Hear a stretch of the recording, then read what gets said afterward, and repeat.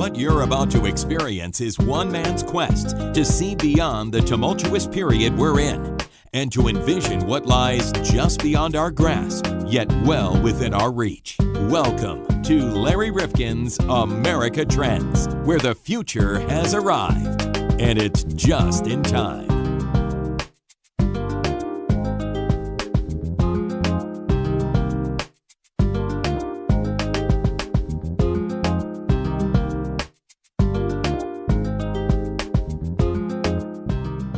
Welcome back to America Trends Podcast, and we've got a bonus shortened episode available to you because, John, recently when we posted our podcast about the skills gap in America, there are some people who've been really thinking about that, trying to figure out how do we enlist companies in this effort to make certain that we have a better trained workforce, more in alignment with the jobs that are available. Well, I think I heard that on the news this morning, that they're trying to get companies involved with the school system to better train people for the future. So that is a good thing. Well, Peter Murphy is joining us in just a moment, and he said that the need to increase the workplace skills of the American workforce has become more urgent as the economy grows at a rather healthy clip, but it can't continue to do this unless we invest in a better workforce. Oh, I agree. I think, and we gotta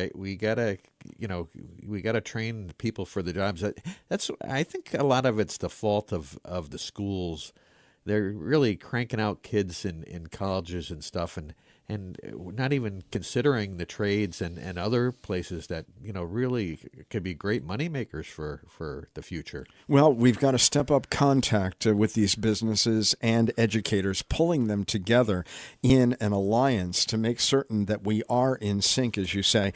And a lot of people might say, well, you have a lot of incredible guests on your podcast, but sometimes we really want some concrete ideas as to how we might do certain things that we talk about as being problematic going forward. Well, Peter Murphy is joining us, and he's got an idea about the USA Workforce Tax Credit, and he and his organization are working very hard to get that implemented. He'll tell you what that is on this America Trends. Peter Murphy is joining us on America Trends. He is the vice president at the Invest in Education Coalition. Briefly, tell us what that is. Well, hello, Larry. Great to be on. Thank you. And the Invest in Education Coalition is a C4 organization that lobbies for educational opportunity. We started out in New York State, and we've gone national to get policies passed in Congress that would provide greater educational opportunity, and in addition to that, address this, what we see is a real skills gap in the workforce, where there's hundreds of thousands of jobs that are available and unfilled by American workers. We want to change that. Well, we've looked at it, of course, in another podcast episode, and we're adding your information to that particular episode. And you both say that we're looking at over 6 million jobs that are available and unfilled, and that number is going to grow dramatically over the years if we don't do something about this. Even this year, it's been growing. The gap between the number of Americans unemployed and the number of jobs available has actually grown this calendar year. It's a new phenomenon. It's not something we're accustomed to. And you have 500,000 manufacturing jobs available. We thought manufacturing jobs were disappearing. Well, there's quite a few available right now, but they do require skills. They require people to have requisite skills depending on the trade. But these are enormous opportunities particularly for young people, to make a middle-class living, to do it to get in a good position when you're in your early 20s while your peers are racking up debt in college. You can have people getting the skills, moving up the ladder, and prospering in the middle class if we got them the skills in a timely way, during high school, out of high school. That's what we really got to address right now. Well, the Invest in Education Coalition very much behind an effort promoting this USA Workforce Tax Credit Act. Explain to us what that is. Sure. This is legislation in Congress, H.R. 5153, sponsored by Congressman Lloyd Smucker of Pennsylvania. It has over 40 co-sponsors. what this would do is use the tax code. It's another way of getting at this problem, right? There's several ways to approach it. This is one way that we think is important, should be part of the mix. Using the tax code to give companies and individuals a tax credit for investing in workforce development programs, apprenticeship programs, K-12 scholarship funds, all designed to get a more educated workforce, a more skilled workforce in a relatively rapid period of time. By getting companies to have more skin in the game, to buy into this approach, to be more invested in it, because now they have a tax incentive to do so. And it's designed to address this problem quickly and hopefully improve the skill levels, bring more opportunities to people, and get these jobs filled. Because if they don't, every year you have more and more people retiring out of the workforce. The average age for a lot of these positions is in the 50s.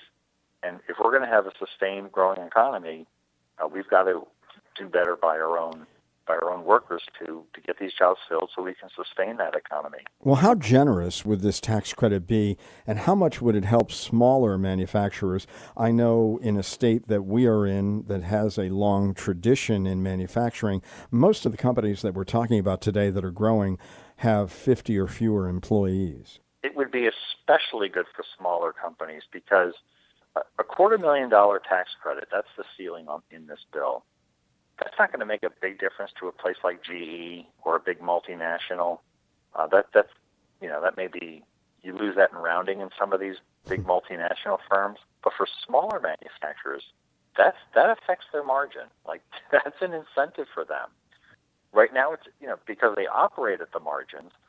It could be risky to try and do too much in terms of educating and improving the skills of workers because they may lose some of them to other companies, for example. So that kind of a tax incentive to particularly the smaller companies, I think, is particularly advantageous for them. I think it's because, again, it gives them a new financial incentive in a way that a larger company may not be impressed by. Even with this dysfunctional politic that we have today in Congress, it would seem that this is a no-brainer. I mean, you've got the numbers. You're looking at trying to really keep moving this economy forward. And if you don't have the workers to generate some of the output, you're not going to be able to sustain that. As you talked about, many of us baby boomers going to the sidelines. So is this on the verge of being passed, or where is it? It's in the Ways and Means Committee. Of course, Congress is on recess for the election. They'll come back after the election, and they'll be doing things till the end of the calendar year, regardless of who comes out on top in majority or whatever in the House or the Senate.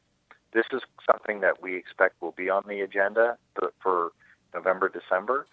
We're going to continue to make a push, and it is a no-brainer. Except that what we run into is there's some concern about. I mean, some people just don't like reducing taxes, right, or creating incentives through the tax code. Others would rather spend the money. And we're not opposed to anyone else's approach. We're just saying this should be part of what's done. Congress has already done things this year to spend more on career and technical education. That's something that passed last August. So this is something to add to that.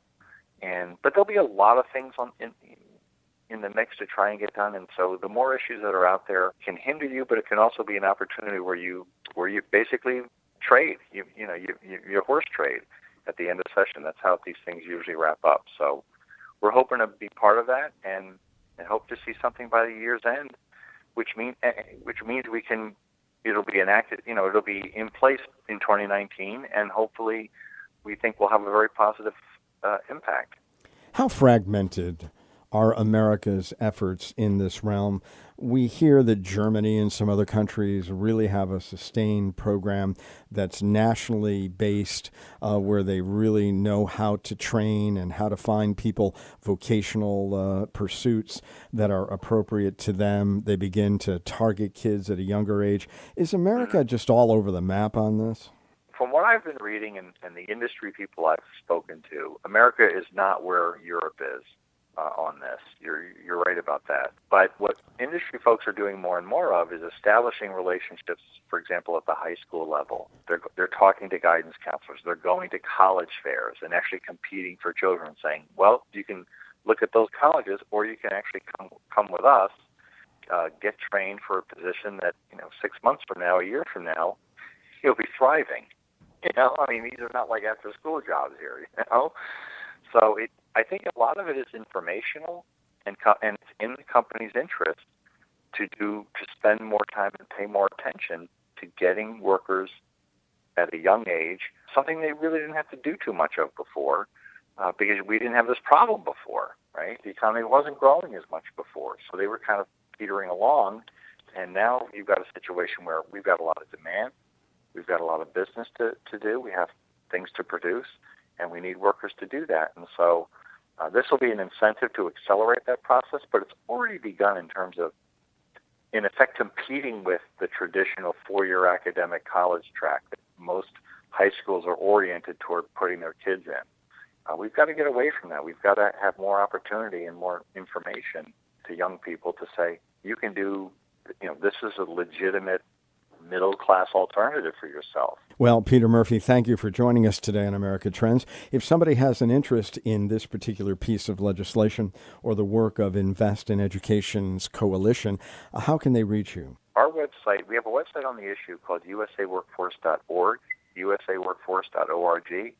They can get more information there, and the bill number, again, is HR 5153. So we appreciate the opportunity to get the word out. Thank you. Thank you very much, Peter, and thank you for being part of America Trends.